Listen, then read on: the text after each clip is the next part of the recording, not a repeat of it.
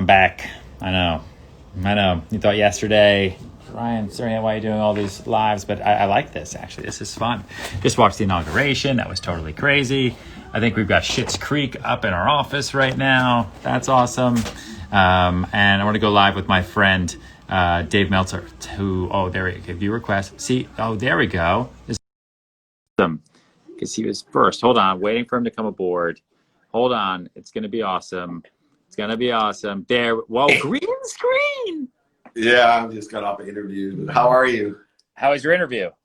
It was good. It was really good. It was more spiritual than I thought, but it aligns with the Big Money Energy book. So I'm all warmed up to talk about the energy of money. That's awesome. It's interesting. I didn't, I ended up calling the book Big Money Energy because during quarantine, when I was writing it, people were losing their jobs. They were being furloughed. People were having a really, really hard time. Agents didn't know what to do. Salespeople in general, what's going to happen.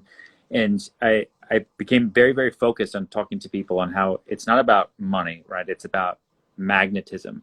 If you can make your brand magnetic, if you can make your personality magnetic, if you can make your work ethic magnetic, you can do anything in any market, up or down. And there's a way to do that especially if you don't think that you can.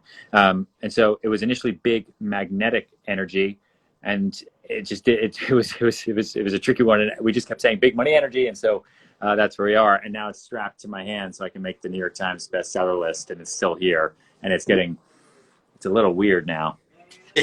I will tell you this, not to burst your bubble, but even if you didn't tie that book to your hand, I still think you'd be a New York Times bestseller. That's how good you are.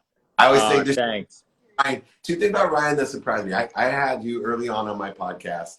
I'm blessed to have one of the top podcasts in the world. And you exceeded my expectations so much because I'm thinking more TV star. I'm around celebrities and athletes, entertainers my whole career. And way cooler than me. Big ego TV star, and I get this humble, knowledgeable, inspirational human being that I immediately was attracted to, your frequency, your energy. And then even more importantly than who you are, I still say this about your course, because I never wanted to do a course ever.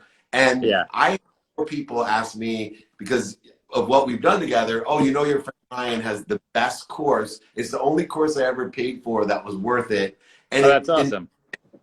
You're my complete bar that I had to overcome. That if I was going to do a course, telling me it's the best $500 I ever spent or whatever it is. So those two things make you a remarkable human being, which is why that book's going to kill it. Thanks, man. I appreciate that. What a great intro to our little live here. Listen, I don't want to take up too much of your time, but there's I want to ask you one thing. And in the book, I put these in here. I put these. They're called codes. So big money energy codes. As I was writing, they're like these are kind of like the pull quotes, right? Almost like the cliff notes. And one of them, when I was writing it, I thought about you and I thought about our initial conversation, and now I actually have you here. And so I want to read it to you and I want you to just tell me your thoughts on what you think it means and what it means to you, and we can go from there. Is that cool?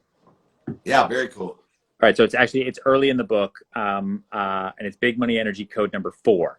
Okay. It's don't be afraid to fail. Your life's worth isn't determined by a single moment. And people say it all the time, but I feel like it just needs to be reiterated because it is so true. And again, I was writing this whole thing during quarantine, like locked in a cabin in New Hampshire, and we couldn't go outside. So what do you think about that? Do you think it's true, false? How does it resonate with you? Well, first, I think it's true. And I'm someone who defined myself by snapshots, by instants of moments, by my bank account, especially. That if my bank account went up, I was happy. If it went down, I was constantly defined myself. And then I ended up losing, as you know, over $100 million. My biggest fear was to go bankrupt. My biggest fear is what people would think of me. And to be honest, I learned a valuable lesson that these types of incidences in our lives, this pain that people quit, pain is not a stop sign. It is a turn signal for me. It's telling me I have a lesson to learn to get to somewhere better and or make my better situation. And to me, that's what that code means to me, is that I'm not, nothing defines me. There's no judgments, conditions. There's only lessons, and the lessons will keep on coming until I learn them. The more I learn them, the better I'll be. Now, you have to remember one thing about these lessons. Number one, you're going to forget every lesson you ever learned, including all the code I'm going to read in your book. I'm going to forget them. But here's the greatest thing, especially because of technology. We all have the power to access these lessons, even if we forgot them or even if we don't even know them. We have unbelievable access power to the lessons that we need to understand, know, and learn in order to live an abundant life of more than enough. That was really well said. That was really, really well said. I love that, man. I love that. Thank you so much for sharing that. I think that everybody who's watching and who will listen to this after, because we're recording it, I think will take away a lot. How are you seeing 2021? You know, going into the new year. Obviously, today is a really, really big day for the country. Like, what did you learn the most from 2020 that you're taking into 2021 that you think people might be interested to know? You know, for me, it's capabilities. I think we get to a point we forget to take inventory of our capabilities. So even at 50 years old, I was forced to take inventory of my own skill sets, my knowledge of who and what, and my desire, and then see how it was going to be synergistic and supplementary to what was doing well, what was stable. And most importantly, especially in real estate, you know, I had my eyes on what I think is going to do well in the future, which leads me to 2021, because I think there's a lot of opportunity that is going to be here from the historical analysis that I did, from the inventory of my values, to understand how things work, meaning we poured trillions of dollars into the economy. We have low interest rates. There's certain areas that got oversold, and I'm a huge fan of buying when things are oversold. I know I called you immediately. I'm a Serhant client. I'm looking for an apartment in the city because I think the city is oversold. That is for sure. Yep. There are definitely good deals here. People get so busy working, they're going to forget to make money, and they're going to look back in 2025 like I did when I was young and go, why didn't I buy a place in the city? What was I thinking? I'm not going to be that. No, listen, I'm right there with you. And I talk to every client and myself as well, that, you know, value is always relative when it comes to goods, right? Especially real estate. Like, everything is always too expensive at the time until you look back at it. You know, and the deals I remember doing in 2009 and 10 in New York City, people hated us. Like, how dare you, $650 a foot? Are you crazy? Like, this is, oh, do you see what's happening? There's blood in the streets. The New York Times is telling us, you know, life is over.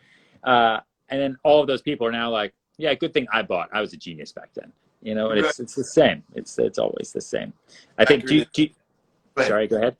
I was going to say, I set a record in South Mission Beach for the most per square foot purchasing a boardwalk property. Everyone called me an idiot after going bankrupt. They're like, did you learn anything? That property has doubled, and it's a huge income property for me as well. I'm like, yeah, I guess I did learn something. Yeah, exactly. Right? Exactly. Do